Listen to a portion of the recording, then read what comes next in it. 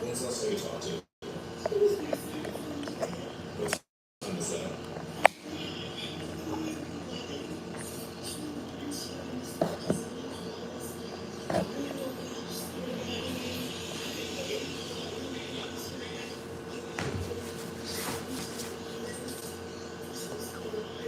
She said he texted you?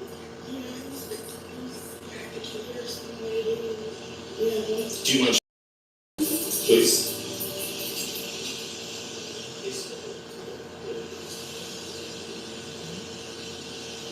Which is different than what he told our officers, so he had to make contact with him. Yeah.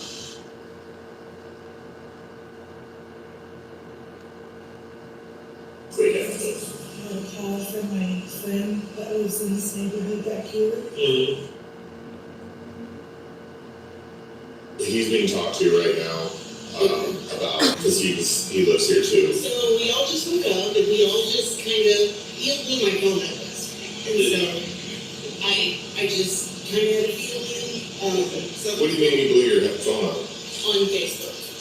He told me that my mom had some guy over here and that they were, I guess, having or something like that. And it was gross, and, so. What time was that? 1:30. I just want you guys to know that there's probably a bunch of people on their way right now. My sister's coming, Neil's girlfriend's coming. So how'd you get alerted to this today? What exactly happened? I had a call from my friend that lives in this neighborhood back here at 5:50 a.m. I guess she was maybe on her way to work. And she asked if everything was okay, so I went to these moms with caution. Okay. Who was that? When was the last time you talked to Norma? Honestly, I haven't talked to her. It's been probably several months. When was the last time you talked to him? It was my friend from today. What time is that? Probably around 11. Between 1 and 2, I missed a zillion calls. And I woke up, speeded out, and then I didn't get any call, and I answered. I had just looking to see the plan. This was going on. She said he texted you? Yeah, I was around. I got the killers waiting. Do you mind showing me those texts, please?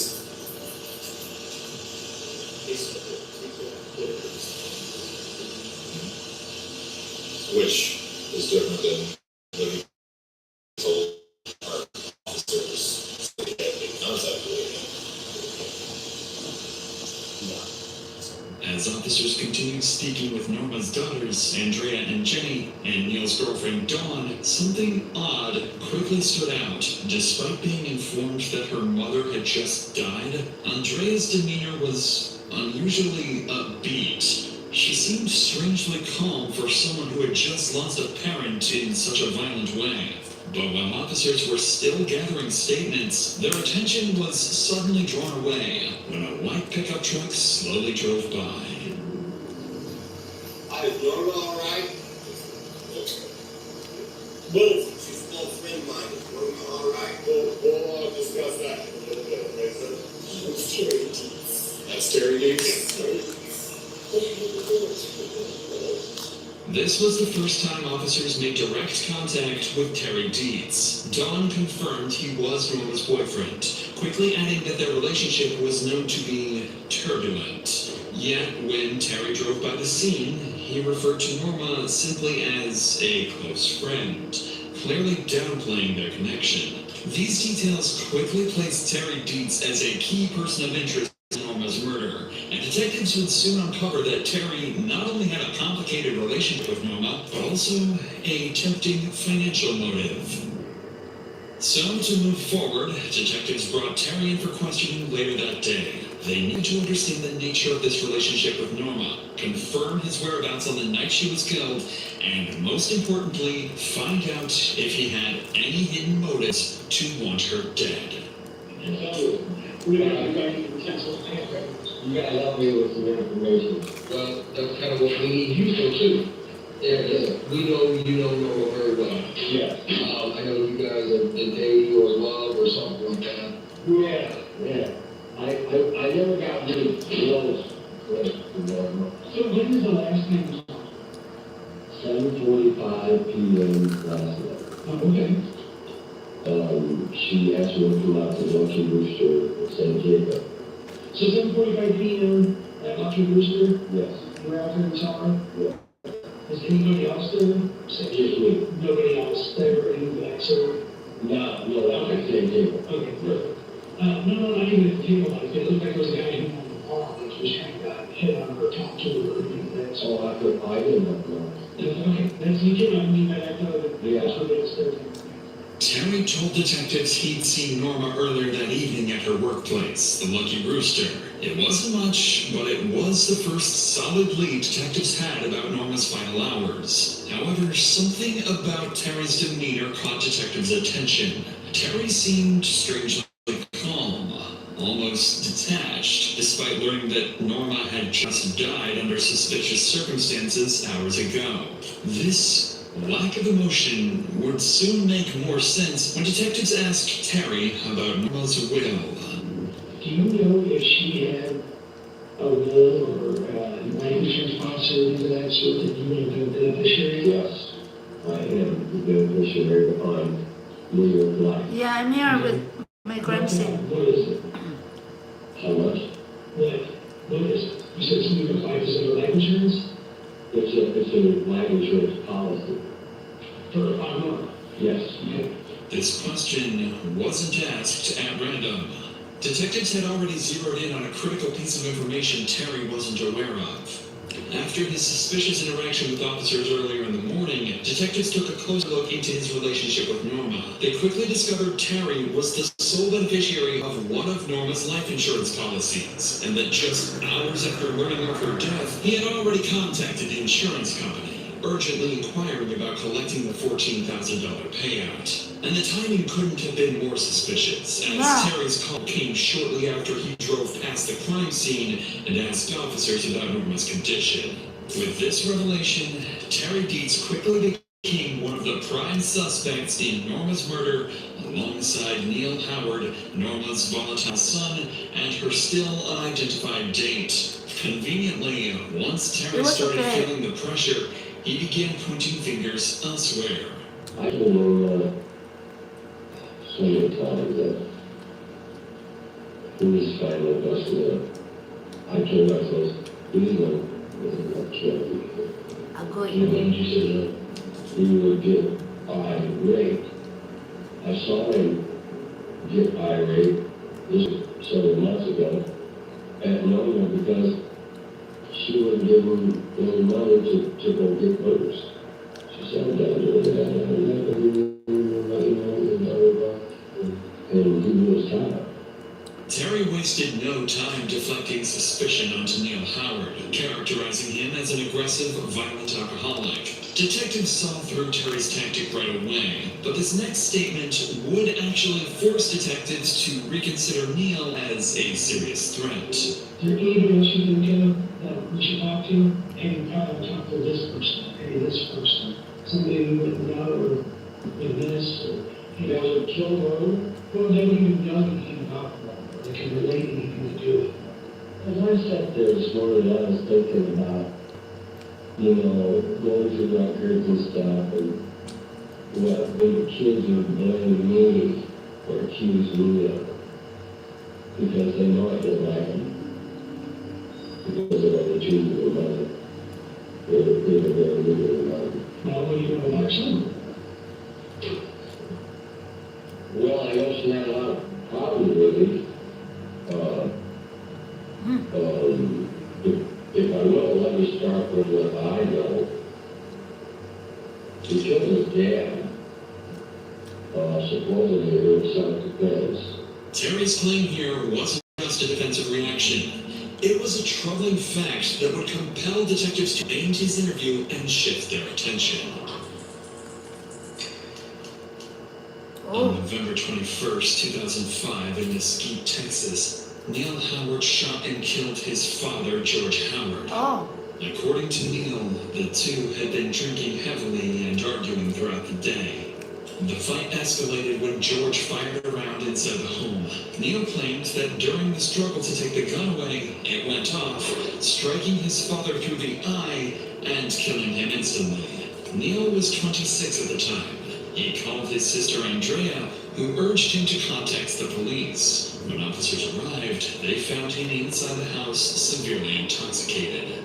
Neil insisted it was self-defense. He was arrested and charged, but the trial ended in a hung jury. Eventually, Neil was acquitted and the case was closed. Now, suspicion hung heavily over both men. Neil's violent past was undeniably troubling, and without corroborating his account and locating Norma's date, detectives couldn't clear him. Similarly, Terry's quick presence at the crime scene and his suspiciously swift attempt to claim Norma's life insurance meant detectives needed to thoroughly verify his alibi as well. Detectives needed to keep a close eye on both men for the moment and focus their investigation on identifying the mysterious man Norma spent the evening with.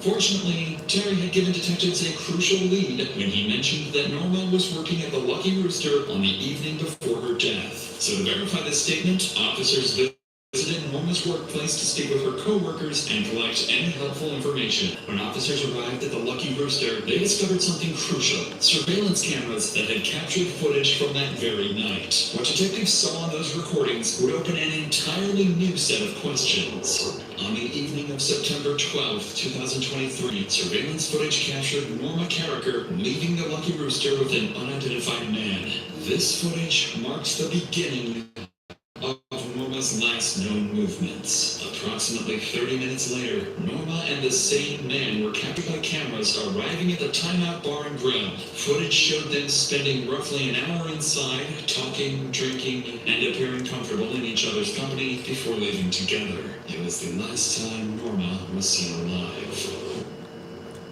With a bungee cord used to strangle Norma, detectives quickly concluded this murder was personal, possibly a crime of anger or jealousy. They speculated that this mysterious date could have turned violent for some reason, strangling Norma and fleeing before police arrived. The absence of forced entry further supported Neil's story. Detectives now urgently needed Neil's sober recollection to identify and locate Norma's date. After several hours in custody, Neil Howard was finally sober enough to speak with detectives. They needed his recollection to gain identification. She told me these things about Terry, and she said she wanted company. And I heard my mom's voice, and I was sitting there in the bed and I was listening. I heard them saying out to either the headboard or the dresser. Yes. And it wasn't just moving. I didn't hear that, and I get up and check to make sure that the back door is closed. And that's what you did with the machine? I went upstairs and I heard the dog whining in her room. Did you open it? No, I didn't open it. Her door was closed. No, I was like, man, come here, come here. And you said the door was closed. Outside the room, the dog was inside, but the door was cracked. I'm going to answer my mom's voice first. Alright, and the way it went silent was eerie. What did you say? Because my grandma had this thing off of bed. So they try to say he slept with his alibi. Type of thing. Right from the start, detectives noticed Neil's story wasn't adding up. On the 911 call, Neil implied he had already found his mother unresponsive, but now, in the interview room, he insisted he didn't enter her room until officers arrived. Neil would continue giving fragmented accounts throughout the interview, struggling to clearly recall important details. But in between his confused recollections, he suddenly brought up another man, someone he claimed was actively manipulating his mother, Norma. She's got a guy, I'll tell you this guy, I'll tell you this guy. Terry was his name, and she pays, she don't need to work 3 jobs. Tom Carricker took care of all that. She has her own bills. This guy, every day, she just was on his side to my other sister. 30 G's. This guy runs around town. She's a really nice guy. And this person's Terry. Though the details were disjointed, Neil seemed upset with Terry Dietz, the same man already under suspicion of Norma's murder, accusing him of taking advantage of his mother, draining her money, and turning her against the rest of the family. Neil's anger towards Terry further confirmed detectives' existing suspicions, giving them even more reason to closely scrutinize his involvement.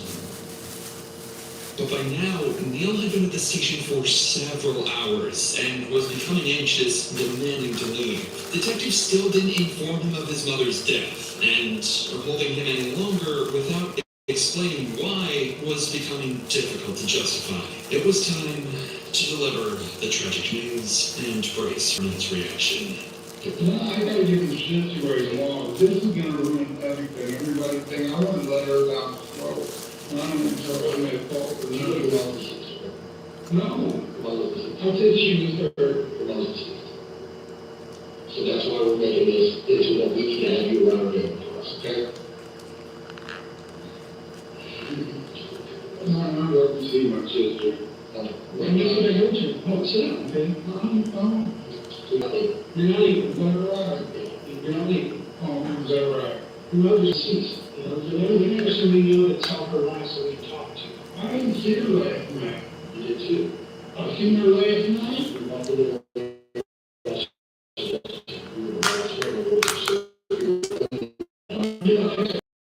Correct? I didn't see her last night until they told me to go in there. That's what we know that. But then you spoke with her at 8:30. I knew it. You spoke with her at 8:30. Well, my sister let me talk to her. After learning of his mother's death, Neil grew increasingly agitated throughout the remainder of the interview, eventually requesting a lawyer and forcing detectives to end their questioning. With Neil shutting down the interview and refusing to cooperate further, detectives had no choice but to find another Norma's mysterious date. Hoping for a breakthrough, investigators sent officers to search for additional surveillance footage from locations Norma and her date passed by that night, and they quickly hit the jackpot. One security camera clearly captured the vehicle Norma's date was driving. By running the license plate, detectives identified him as James Carter. Detectives urgently needed to speak with James, the only other known person at Norma's house that night besides Neil. When they first approached him, he was uncooperative and outright denied seeing Norma. It wasn't until officers obtained a warrant for his cell phone data that he and his lawyer agreed to speak, on the condition that James received immunity and would not be subpoenaed for the trial. Once immunity was secured, he cooperated, provided a DNA sample, and shared his account of the evening. James explained that he met Norma on the dating site Plenty of Fish and arranged to meet at her workplace before heading to the bar for a few drinks. After leaving the bar, Norma invited him back to her house and they spent an intimate hour together at Norma's. However, James insisted Norma was alive and unharmed when he left around 11 p.m. Cell phone data corroborated his story, placing him back in St. Louis, where he lived, well before the estimated time of Norma's death. With James Carter officially cleared, the investigation was narrowed to two suspects, Neil Howard and Terry Dietz. Both men had means and opportunity. Both shared complicated, deeply rooted relationships with Norma. But without any physical evidence, detectives couldn't solve this with timelines alone. They needed a clearer understanding of Norma's personal life to pinpoint which of the two suspects was more capable of killing her. To do this, investigators brought Norma's daughters in, Andrea and Jenny, as well as Neil's girlfriend, Dawn, hoping their insights would single out the likely killer. However, these interviews would instead reveal a hidden detail from Norma's personal life, one that would turn the very people brought in to help into potential suspects themselves. Sorry. Senator, she's taking some patience. And then just, like I said, my biggest issue is, you know, I love my mommy, and my mom has always been super close. But this caregiver came on, and he has just totally broken her down. So, I think, And I'm sure especially when he's drunk I mean, tell me a little bit about what's going on. She was so in love with that man, it's sickening. And just my mom's relationship with Terry meant more to her, than the relationship with her daughter. Well, and I guess what I'm saying is Terry just uses my mom, for her money and calls her fat, and, she just lost a bunch of weight. That being said, she would look for love on these dating sites. And so when we were living with her, she would, Andre, come here. She was talking to multiple different people. And I even said to her one time, I'm like, you're going to end up dead. Like, you don't even know who you're talking to. I've been over there several times since then, and this is what I can tell you. My mom and Neil are both alcoholics. My mom doesn't handle hers very well. She becomes very belligerent. And every time she's been belligerent with Neil, he always tucks his head and goes downstairs. I know my brother better than anybody in this world. It's like I am my brother's keeper, for real. And he wouldn't have hurt her. He wouldn't have. I've been through this before, Andrea and Jen's interviews further confirmed that Norma's relationship with Terry and Neil was strained, troubled, and complicated. And Andrea's subtle mention that she'd been through this before reinforced the detective's concerns about the family's violent past. However, when Neil's girlfriend Dawn entered the interview room, she would reveal something detectives never saw coming. A financial motive powerful enough to make everyone close to Norma a potential suspect.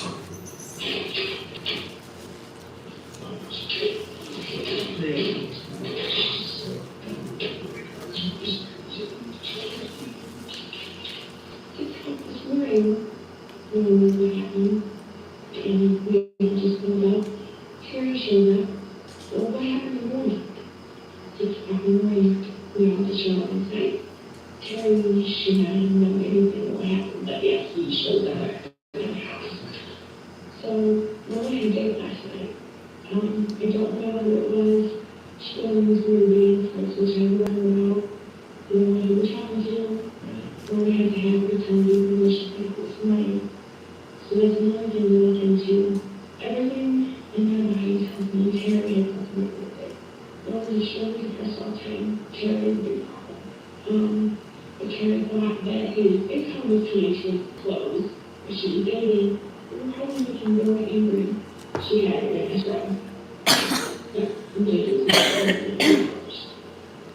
So Terry was beneficiary, and we saw Terry get $1 million. So you're saying this year, Norma really got in town state? Yes, $1 million. Give me that, so, because I think I don't know that he was good. Yeah, for certain. According to Dawn, Norma was due to receive a multi-million-dollar payout from the estate of her late husband, Charles Carricker, a former mayor of Troy, Illinois, and a longtime local businessman. This revelation changed everything. Suddenly, anyone close to Norma who knew anything about the money had a potential motive. Neil Howard, her financially dependent son struggling with alcoholism, Terry Dietz, her ex-boyfriend known for financial manipulation, and even her daughters, Andrea and Jenny, who stood to inherit a life-changing sum. With the suspect pool rapidly expanding, detectives began preparing to closely examine everyone who might benefit from Norma's death. But before they get to that, they caught a lucky break. Neil Howard suddenly requested to speak to detectives without a lawyer. He was quickly brought back for a second interview, where he would finally provide detectives with some clarity, or so they hoped. My mom, she couldn't do my mom's job. She works a great job. She was a sugar mama to one guy. Do you know these guys? I know one, but somehow she went online and meeting guys, trying to learn guys in my house. Yes, they haven't talked for years or something. I knew that was gone. We couldn't meet while I'm in bed and sleep. I didn't even see her yesterday. She goes from one job to the other. And my sister was supposed to come by and take me to our old house, which is in Detroit, to clean it, to make sure it's clean, as she was showing it. My sister didn't was showing up. I can hear my mom upstairs. She comes in, changes shirt, changes shoes, and gone. She was really called me when she was leaving her other job to ask me if she wanted to come in. She called me later when she called me. We worked at the phone. She called me at 9:30. I believe, quarter after 9. And she says, "Is that what you're and she said, "I got to have company," which that means there's no making noise, you know, I'm going to keep my voice there, and you're not there, basically. And said, so what, I got to hurry up. She said, "Just take all the clothes off the kitchen table and throw them in the locker room." So I took all the clothes and threw them in there, and I pulled the doors, closed them, and I put it, she wasn't in there. So I didn't see her drop her car, but when I went back downstairs, I heard the car door. I can hear it from the basement. Can't see nothing because the windows are real high. I called my girlfriend one more time and I said, "So there's no chance of me coming." She broke her foot last week, so it's hard for her to drive. And I said, "No chance you coming tonight." And she said, "Baby, I can't." She got me all day long. And I started singing her love songs. And then I called my sister again, wanted to know why she didn't show up, and what am I supposed to do about dressing when I'm giving her away on Saturday. I knew about tuxedo and dress clothes. No answer, so I loved her for a while. According to Neil, at around 10:30 p.m., he heard the sliding door slam shut, indicating Norma's date had left. While this matched James Carter's statement, it didn't explain why Neil waited almost 3 hours before calling 911, claiming he'd found his mother unresponsive immediately after someone had just left the house. Those missing hours were critical to solving Norma's murder, and the detective was about to put Neil's timeline under intense scrutiny to extract any major inconsistencies in his alibi. Were you drinking last night? I was. What'd you have here? Like you see, I got a big jug. It's probably sitting right there by my phone. I can tell that jug teenage. So I'm going to go back to it. I want to understand this a little bit more. Why this particular night did you decide to go check out? If that's a normal... I heard the back door. So you can hear the sliding back door all the way up to the back. So I could hear her talking to the dog.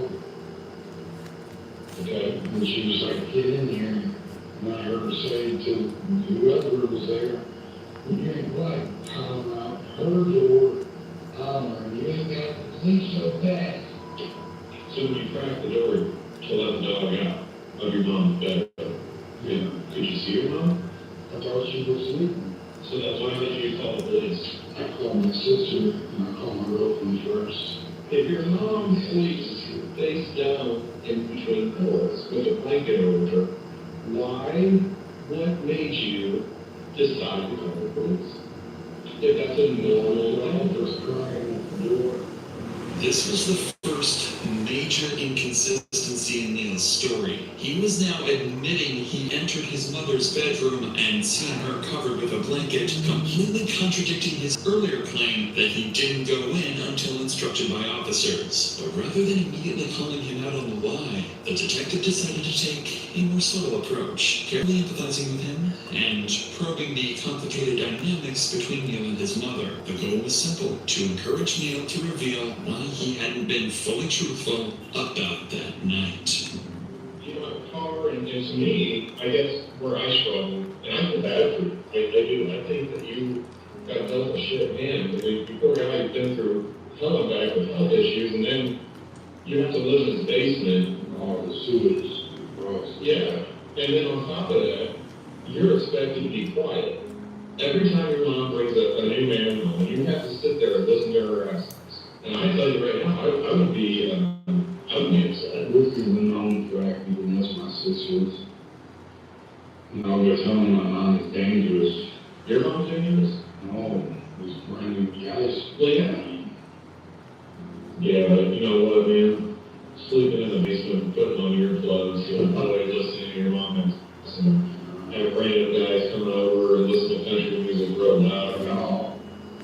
Neil's acknowledgement of the tension between him and his mother was exactly what the detective wanted. A grown man, financially dependent, stuck at home while his mother dated other men. Neil openly acknowledged this uncomfortable dynamic, yet remained emotionally detached, showing none of the rage previously seen during his arrest. As the interview progressed, Neil's responses began to slip, revealing more contradictions and doubts about his story. But one specific detail stood out to detectives. Neil never once asked how his mother died. Most people facing such news would desperately seek answers. Neil's lack of curiosity felt suspiciously intentional, as if he already knew.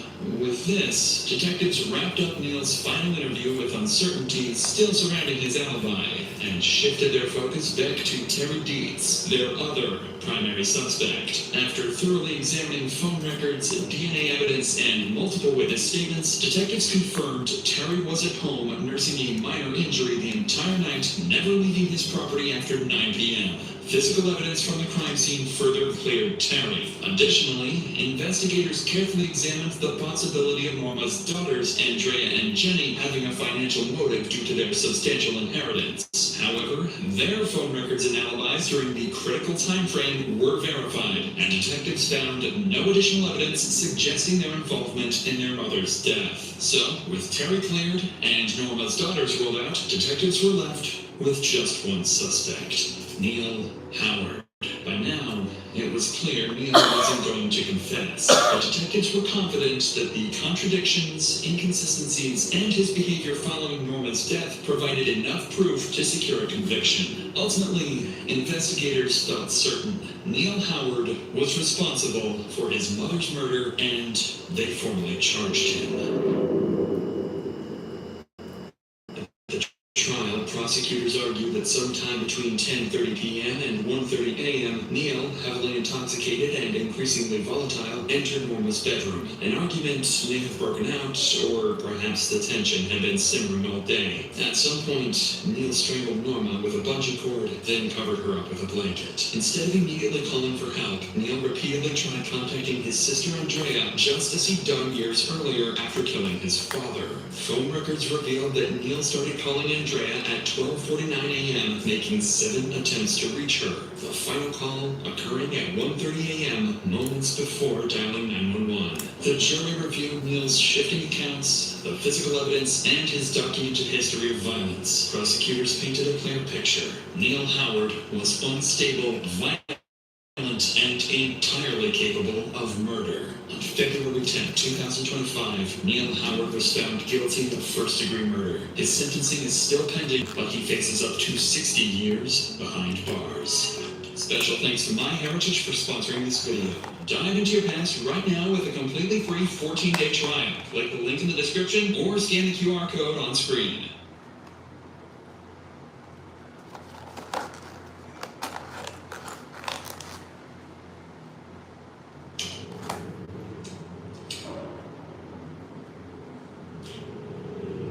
This is 20-year-old Devon Howard. Devon is sitting in a cold interrogation room alongside his 3 co-accomplices due to their suspected involvement in the brutal shooting and murder of 27-year-old Andrew Dunchak. Coincidentally, all 4 claim that they had no involvement in the crime whatsoever, and in fact don't seem to take the situation seriously at all. Where did you pick her up at? Relax, it's okay. No, I'm fine, I'm just tired. Okay. I was involved in the murder of somebody. Oh, that's fine, that's right. What the group doesn't realize at this time is that Andrew's murder was fully recorded on multiple security cameras and shows a man getting out of 19-year-old Alicia Valdez's car before killing Andrew. Even more disturbing is that the same vehicle would drive over Andrew's lifeless body before fleeing the scene. Alexis Ellis, a bystander at the scene, would hear the gunshot go off and rush over to Andrew to perform CPR while her friend Alyssa called 911. Just call 911, what is the address of the emergency? I don't know, this is a corner, it's a Sheridan and 20th, some guy just got shot, and they took off in a silver two-door Pontiac, and he's on the ground, he's like face down. Did you see the person that shot him? Did you see the person with the gun? I like to say to my cousin, did you see the person with the gun? She said it looked like a little Mexican too. Okay, was it just the one male on that vehicle, or did you see anyone else? He got into the passenger seat of the car. Okay, did you pin the chest? He's got birds in the chest, I'm looking at all of these. He's not ready. Unfortunately, Andrew would pass away within minutes. Even more unsettling is that the same car model would be seen at a local gas station later that night, where everyone inside would happily buy snacks, joke, and laugh as if nothing had happened just hours prior. The footage inside the gas station would identify the occupants of the vehicle as 19-year-old Alicia Valdez, 20-year-old Caleb Vigil, and 20-year-old Devon Howard Lopez. While painting these three out to be killers just based on their car make is clearly premature, it's enough evidence for police to file a warrant for the arrest of the three suspects so they can bring them in for questioning to try and determine if the bunch had any involvement in Andrew's death. What makes this case so interesting is the amount of blatant lies and misinformation that would come out during these interrogations. You would think that at least one of the suspects would feel guilty and confess, but everyone involved would fabricate their story and lie to lessen their perceived role in the crime. But at this point, the police have yet to apprehend any suspects. Their only lead is a lifeless body sprawled on the pavement and two shaken witnesses who made the 911 call. Police start by questioning Alexis, the witness who called the cops. Remember, this is an interview and not an interrogation, as currently Alexis is considered a witness rather than a suspect. But there is something suspicious about her that the detectives want to clarify. 3 years earlier, Alexis was charged as an accessory to murder after her boyfriend shot and killed one of his friends from the vehicle she was driving. The detective leading the interview, Nathan Geerdes, would discover this information during a brief preparation period prior to the interview and is curious as to if maybe she had more to do with Andrew's murder than she was letting on.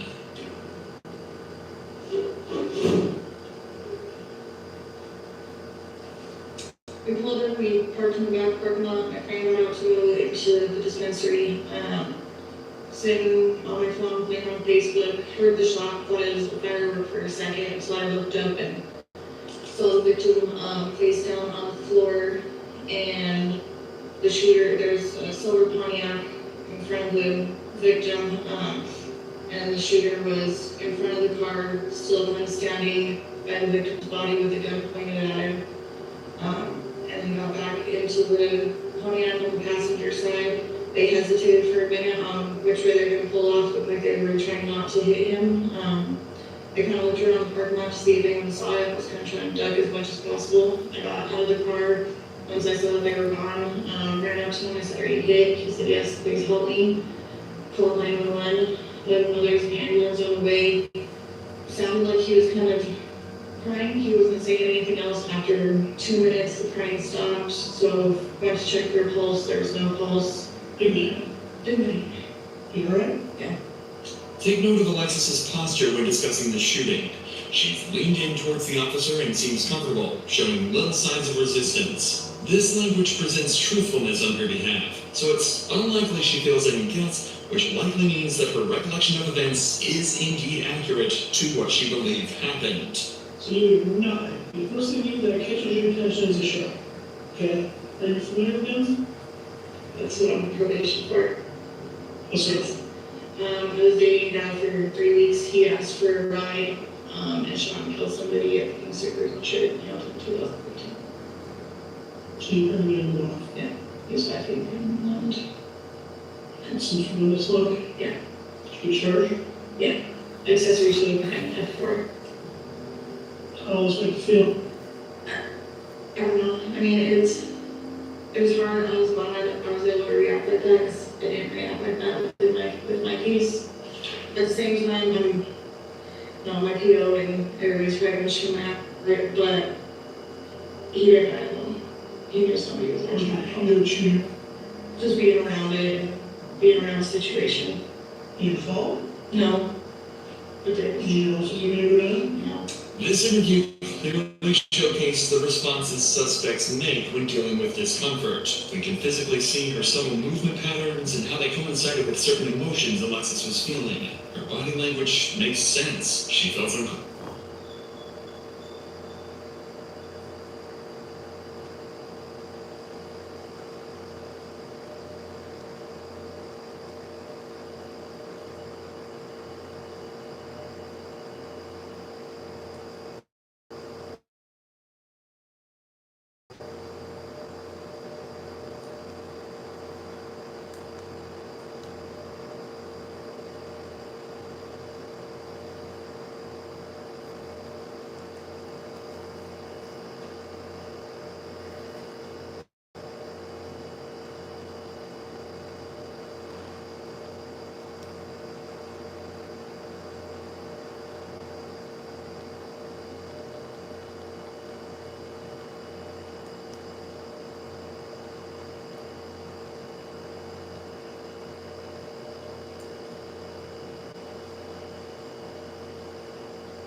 How dictator Marcos.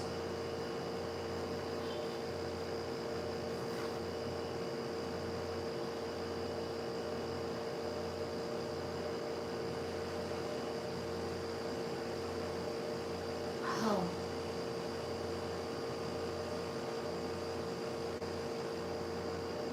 How did dictator Marcos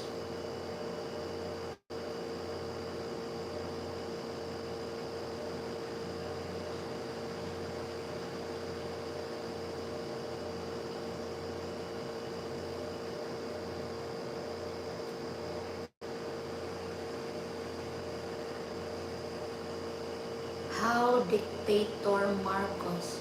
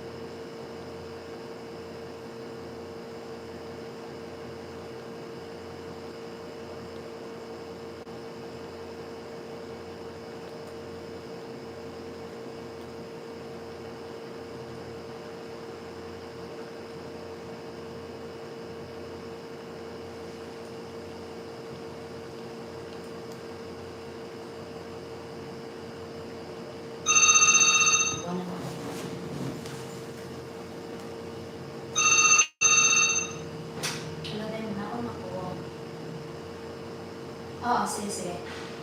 Thank you.